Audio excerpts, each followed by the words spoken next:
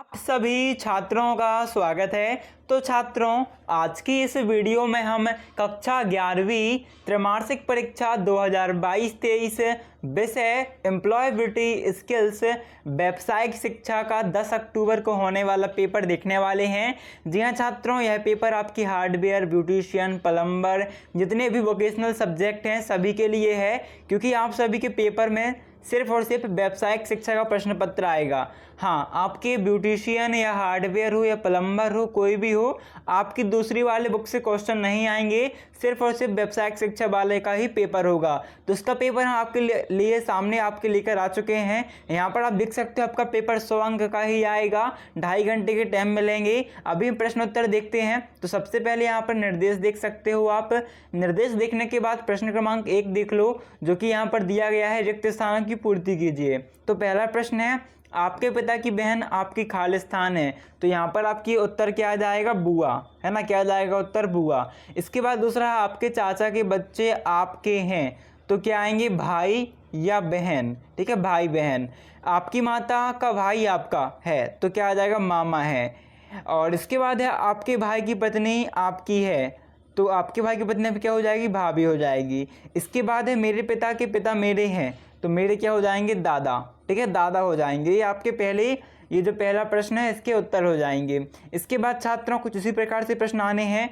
दूसरा प्रश्न है, सही विकल्प चुनिए, जिसमें पहला प्रश्न है, जब आप एक प्रस्तुति की तैयारी कर रहे हो तो आपको करना चाहिए संदेश पर ध्यान केंद्रित करना, हाथ के इशारों का अभ्यास करना, बोलने के लिए विभिन्न तरीकों को आजमाना। तो यहाँ पर आपका उत्तर आ जाएगा उपरोक्त सभी। दूसरा है, इनमें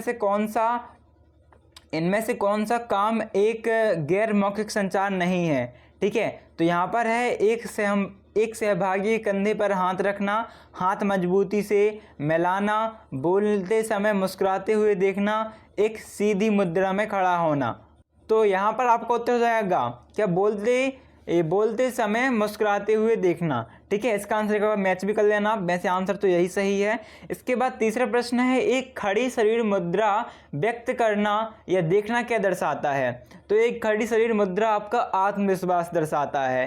ठीक है, इसके बाद छात्रों यहाँ पर 14 प्रश्न है आपका, इनमें से चेहरे की कौन सी एक सकारात्मक अभिव्यक्ति है। ठीक है, तो कड़ी मेहनत करना, सुनते समय सर हिलाना, माथे पर सिकन या बोलने वाले से परे देखना। तो यहाँ पर सकारात्मक अभिव्यक्ति क्या हो जाएगी? सुनते समय सिर हिला देना। 5वां है, इनमें से कौन सा विस्तृत है। कुछ प्रश्न है आपका थोड़ा ब्लर है। तो छात्रों, यदि आप इस वीडियो का PDF डाउनलोड करना चाहते हो तो आपको सिंपली अपने गूगल में चले जाना है। गूगल में जाके सर्च करना है boardexam.com। क्या सर्च करना है? boardexam.com। जैसे ही आप boardexam.com सर्च करोगे तो आपके सामने इस टाइप से एक वेबसाइट खुलकर आएगी। तो आपको सिंपली इस वेबसाइट पे क्लिक कर लेना है। जैसे ही आप इस वेबसाइट पे क्लिक करोगे, यहाँ पर आपको बहुत से कंपटीशन एग्ज़ाम और विभिन्न स्टेट के एग्ज़ाम के PDF मिल जाएंगे। आपको यहाँ पर नीचे आना है, आपको एक ऑप्शन मिलेगा MP बोर्ड त्रैमासिक पेपर सॉल्यूशन। आपको सिंपली इस पर क्लिक करना है। जैसे ही आप सर्च करोगे आपको यहाँ पर हमारी वीडियो का PDF मिल जाएगा। आप जिस भी क्लास का चाहो यहाँ पर से PDF डाउनलोड कर सकते हो। ठीक है, तो यहाँ पर आप क्लास सर्च करके यहाँ पर से आप PDF डाउनलोड कर सकते हो, सिंपली डाउनलोड बटन पर क्लिक करके। ओके छात्रों, तो इसे आप चेक कर लीजिएगा खुद से। इसके बाद देखो दूसरा प्रश्न हो गया। तीसरा प्रश्न देखते हैं, जो कि सही जोड़ी बनाइए। तो खुद से प्रेरणा लेना क्या कहलाता है? स्वप्रेरणा। संचार शब्द लैटिन भाषा में तो कम्युनिकेयर कहलाता है। ठीक है, दूसरा ये पहला। स्थान जो अच्छी तरह से जाना जाता है, लैंडमार्क्स। ठीक है, मुखर होना एक स्वस्थ है।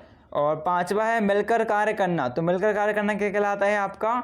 मिलकर कार्य करना कहलाता है टीम वर्क, यानी 5वां हो जाएगा। और मुखर होना एक स्वस्थ है तो संचार शैली, और तीसरे का ये हो जाएगा। इसके बाद प्रश्न क्रमांक 4 है छात्रों, यहाँ पर आपका सत्य का चयन कीजिए। पहला है, आत्मविश्वास के साथ बोलना एक सकारात्मक सोच का परिचय है। तो सत्य हो जाएगा। हाँ या ना में उत्तर देना संक्षिप्त प्रश्न का प्रकार है। तो ये भी सत्य हो जाएगा। मतलब क्विज शॉर्ट क्वेश्चन हो आपसे, जैसे कि आप खाना खाना चाहेंगे, हाँ या ना में उत्तर दोगे, है ना, तो संक्षिप्त प्रश्न का प्रकार है। इसके बाद तीसरा है समय पर कार्य करना प्रबंधन का कार्य नहीं है, तो ये असत्य हो जाएगा क्योंकि समय पर कार्य करना प्रबंधन का कार्य है। चौथा है combination sound of vowel is called diphthongs. और पांचवा है noun is a word that refers to a person, a place, a thing और एन आइडियाज़। तो ये आपका ट्रू हो जाएगा, सत्य हो जाएगा। और इसे आप एक बार अपने रोजगार कौशल एम्प्लॉयबिलिटी स्किल्स की बुक पर चेक कर लेना। ठीक है छात्रों, इसके बाद प्रश्न देखते हैं। तो प्रश्न क्रमांक 5 है आपका प्रबंधन किसे कहते हैं। ठीक है, और छठवां है अभिवादन किसे कहते हैं। सातवां है नेटवर्किंग कौशल क्या है। आठवां क्या है फोनोटिक्स क्या है। और नौवां है दृश्य संचार क्या है। 10वां है संचार की शैलियाँ कौन कौन सी हैं। तो आपके पांचों प्रश्न 3-3 नंबर के हैं। अभी इनके उत्तर देखते हैं हम। तो आपका सबसे पहले 5वें प्रश्न का उत्तर क्या जाएगा, ध्यान से देखना, वीडियो को लाइक करना बिल्कुल मत भूलना। पहली बार आए हो सभी से दोस्तों के साथ शेयर कर दो, व्हाट्सएप में शेयर कर दो और सब्सक्राइब करना बिल्कुल मत भूलना। ठीक है, तो प्रबंधन किसे कहते हैं में आपका उत्तर क्या जाएगा, यहाँ पर आपका उत्तर आ जाएगा प्रबंधन जिस नियंत्रण के रूप में भी जाना जाता है, विभिन्न स्थितियों में प्रभावी तरीके से किसी की भावनाओं, विचारों और व्यवहार को नियंत्रित करने की क्षमता है। इससे में स्वयं को प्रेरित करना और लक्ष्य निर्धारित करना भी शामिल है। इसके बाद देखते हैं जो छठवां प्रश्न है आपका अभिवादन किसे कहते हैं। तो यहाँ पर उत्तर क्या जाएगा, अभिवादन मानव संचार की वह क्रिया होती है जिसमें व्यक्ति एक दूसरे को अपनी उपस्थिति में अवगत कराते हुए दूसरे की उपस्थिति को स्वीकारते हैं। अक्सर इसमें दृश्य दूसरे की उपस्थिति का स्वागत करा जाता है या उस पर प्रसन्नता जताई जाती है। आमतौर पर यह व्यक्तियों में आपसी संबंध का भी संकेत होता है, चाहे आप औपचारिक हो या अनौपचारिक। उदाहरण के लिए नमस्ते। ठीक है, तो 5वां 6वां प्रश्न हो गया। 7वां है नेटवर्किंग कौशल क्या है। तो इसका उत्तर देखते हैं। तो देखो, नेटवर्क का मतलब एक ऐसा सोसाइटी के लोगों का एक दूसरे से जुड़ा होना है। नेटवर्किंग से आपको 3 फायदे होते हैं, सूचना, संसाधन और ताकत। सूचना 2 प्रकार की होती है, पब्लिक और प्राइवेट। पब्लिक इन्फॉर्मेशन आमतौर पर उपलब्ध होता है, जबकि प्राइवेट इन्फॉर्मेशन से आपको कोई फ़ायदा हो सकता है। तो आप बस यहाँ तक भी लिख दोगे तो आपका आंसर हो जाएगा। ठीक है, कितना, यहाँ तक ताकत तक लिख दोगे तो आपका आंसर कंप्लीट हो जाएगा। इसके बाद देखते हैं 8वां जो कि है फोनेटिक्स क्या है। तो देखते हैं 8 का उत्तर। तो यहाँ पर आपको उत्तर में लिखना है यह भाषा विज्ञान की एक शाखा है जो अध्ययन करती है कि मनुष्य कैसे ध्वनियाँ बनाते हैं और अनुभव करते हैं। यह साइन लैंग्वेज के मामले में साइन के बराबर। फोनेटिक्स भाषाविद जो ध्वनि विज्ञान के विशेषज्ञ हैं, भाषण भौतिक गुणों का अध्ययन करते हैं। अभी नेक्स्ट क्वेश्चन देखते हैं जो कि क्वेश्चन नंबर 9 है, दृश्य संचार क्या है। तो इसका उत्तर देखते हैं। तो देखो आपके सामने है 9th का उत्तर, दृश्य संचार का किसे कहते हैं। तो दृश्य संचार प्रभावी साबित होता है क्योंकि इसमें केवल इमेज या चित्रों के माध्यम से संदेशों को बदलना शामिल है और इसलिए इसे समझने के लिए किसी विशेष भाषा को जानने की आवश्यकता नहीं है। यह सरल और विभिन्न स्थानों पर लगातार बना हुआ है, जैसे कि नो एंट्री के लिए ये वाला साइन लगाते हैं, नो पार्किंग के लिए गोला उसमें पी लिख के इस टाइप से एरो करते हैं, कट करते हैं, और नो पार्किंग जोन, है ना। इसके बाद नेक्स्ट क्वेश्चन देखते हैं जो कि 10वां है, संचार की शैलियाँ कौन कौन सी हैं 5 नंबर के लिए, तो इसे अच्छे से याद कर लेना। तो 10वां प्रश्न देखते हैं। यहाँ पर देख सकते हो संचार की शैलियाँ, पहला है आक्रामक, दूसरा है निष्क्रिय बेनम्र, तीसरा है आक्रामक निष्क्रिय और चौथा है आपका असेंटिव। तो 5 नंबर का क्वेश्चन है तो आपको इसका वर्णन भी करना होगा, नहीं तो आपको यहाँ पर सिर्फ 1-2 नंबर ही मिलेंगे। तो वर्णन देखो कैसे करना है आपको। आक्रामक में आप चाहो तो चेहरा बना सकते हो और यदि आपके पास टाइम नहीं है तो आप बिना बनाए भी काम कर सकते हो। तो आक्रामक में लिखना है इसका अर्थ लिखने के बाद उदाहरण। ठीक है, उदाहरण आप बस 2 लिख देना या फिर चाहो तो 1 भी लिख सकते हो, है ना। मेरे हिसाब से तो आप 2 ही लिख देना। फिर निष्क्रिय लिखना है, निष्क्रिय में भी आपको इसका अर्थ में ये लिख देना है संघर्ष से बचना, और उदाहरण लिखने हैं 2। इसके बाद आक्रामक जो निष्क्रिय है यहाँ पर भी इसके 2 याद करने हैं और उदाहरण भी 2, और इसके बाद मुखर में ये 1 और उदाहरण 2। ठीक है ना, ये पूरा करना है जब आपको 5 नंबर मिलेंगे। छात्रों ने सारे के सारे प्रश्न बहुत ज़्यादा संभावना रखने की आपको सेम टू सेम देखने को मिल जाए और 90% चांसेस है कि आपको सेम टू सेम देखने को मिलेंगे भी। ठीक है, इसलिए सबके सब तैयार कर लेना, लाइक करना, शेयर करना और सब्सक्राइब करना। इसके बाद देखते हैं, देखो क्या है आपका नेक्स्ट प्रश्न 12वां, मुखर संचार के कार्य लिखिए। तो 12वें का उत्तर देख, तो यहाँ पर आप देख सकते हो पहले तो आपका पहले से पहले आपका 11वां प्रश्न भी है ना। तो 11वां क्या है, अपनी नियमित गतिविधियों और कार्यों का वर्णन कीजिए। तो जो भी गतिविधि आप करते हो, कार्य करते हो, उसका वर्णन कर सकते हो। जैसे कि हमने यहाँ पर लिखा हुआ है, यहाँ पर एक आपकी बुक से ही लिया गया है, मेरी दिनचर्या यह है। तो दिनचर्या कुछ आप इस टाइप से अपना भी लिख सकते हो, है ना।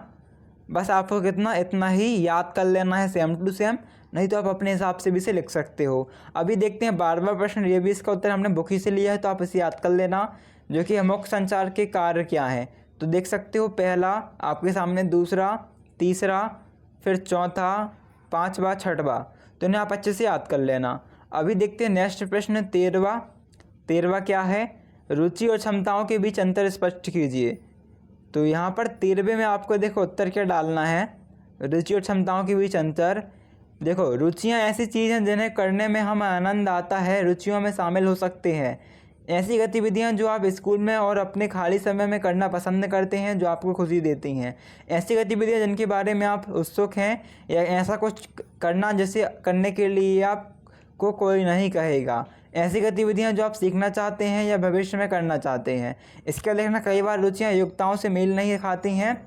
ऐसे मामलों में आप या तो अपनी क्षमताओं में सुधार कर सकते हैं या कोई अन्य मार्ग अपना सकते हैं। जैसे आपको क्रिकेट पसंद रुचि हो सकता है, लेकिन आप खेल खेलने में अच्छे नहीं हो सकते। इस मामले में केवल एंजॉय के लिए खेल खेल सकते हैं, लेकिन इससे अपना करियर नहीं बना सकते। ठीक है छात्रों, इम्पोर्टेंट लेसन है और इम्पोर्टेंट क्वेश्चन भी है, लाइफ के लिए भी और क्वेश्चन पेपर के लिए भी। तो इसे आप अच्छे से समझ लीजिएगा, याद कर लीजिएगा। अभी नेक्स्ट क्वेश्चन देखते हैं। नेक्स्ट क्वेश्चन क्या है हमारे लिए, 14वां, समय प्रबंधन किसे कहते हैं और अपने आप समय का प्रबंधन कैसे करते हैं। तो इसका उत्तर भी देख लेते हैं, हम आप सभी को दिखा देते हैं। तो 14वां में पहुंचते हैं हम, है ना। तो देखो, 14वें में आपको आपके बुक से ही हमने आंसर लिया हुआ है। सबसे पहले आपको क्या करना है, 5 नंबर के अकॉर्डिंग लिखना है समय प्रबंधन की बारे में थोड़ी थ्योरी। जैसे कि समय प्रबंधन योजना बनाने और नियंत्रित करने की क्षमता है कि आप दिन के समय को अच्छी तरह से कैसे बिताते हैं और वह सब करना चाहते हैं जो आप करना चाहते हैं। अच्छे समय प्रबंधन कौशल का एक उदाहरण तब होगा जब आप समय पर अपने सभी कार्य पूर्ण करेंगे अपने आप से।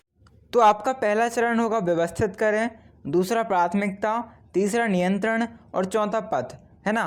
तो 4 चरण आपके सामने हैं, इसे आप देख लीजिए और सेम टू सेम आपको याद कर लेना है। ये आपकी बुक में भी मिल जाएगा, ठीक है, रोजगार कौशल की बुक में। तो इसे आप अच्छे से देख लो और ऐसे याद कर लो, है ना। अभी 15वां क्वेश्चन देखते हैं, जो कि क्या है आपका। तो आपका 15वां प्रश्न है, प्रभावी संचार क्या है और 7C को समझाइए, टीम वर्क के कार्यों का विवरण कीजिए। तो 15वें क्वेश्चन का उत्तर देखते हैं हम। यहाँ पर आपके सामने है 15वां क्वेश्चन का उत्तर, प्रभावी संचार क्या है। तो इसे आप इतना लिख लीजिएगा। इसके बाद प्रभावी संचार के 7C नियम क्या है, पहला है स्पष्ट, दूसरा है संक्षिप्त, तीसरा यथार्थपूर्ण, चौथा है ठीक, पाँचवा सुसंगत, छठवा है पूर्ण और सातवां है शिष्ट। तो इन्हें आप अच्छे से याद कर लो। ओके, 16वां प्रश्न है, टीम वर्क के कार्यों का विवरण कीजिए। और इसके बाद जो आपका 16वें के बाद 16वां आप खुद से चेक कर लीजिएगा, बुक में आपको मिल जाएगा। 17वां देखते हैं, व्यक्तिगत स्वच्छता के कोई 3 कदम लिखिए। और फिर 20वां जो है इसका उत्तर देखते हैं। बाकी आप ताकत कमजोरी का पथ विश्लेषण, इसका उत्तर देखेंगे। 18वां मौखिक संचार और लिखित संचार में क्या अंतर है, स्पष्ट कीजिए, या आप चेक कर लीजिएगा।